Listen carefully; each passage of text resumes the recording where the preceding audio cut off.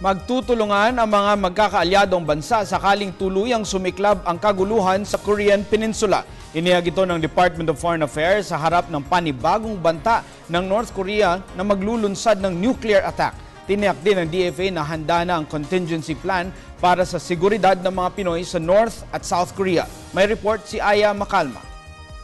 Bilang kaalyadong bansa ng South Korea, otomatikong magtutulungan ang bawat bansa kahit hindi pa humihingi ng tulong ang presidente ng South Korea sa atin. Ito ang siniguro ni Foreign Affairs Secretary Albert Del Rosario matapos ang banta ng North Korean President na si Kim Jong-un na atake sila gamit ang nuclear missiles at ipapasara ang industrial park.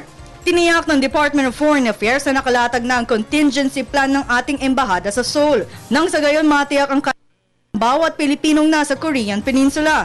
Nitong weekend, nagdeklara ng gera ang North Korea laban sa South Korea. Dahil dito, naka-heightened alert kaagad ang ating embahada upang maging handa oras sa sumiklab ang gulo sa lugar. Para sa Telebisyon ng Bayan, Aya Macalma.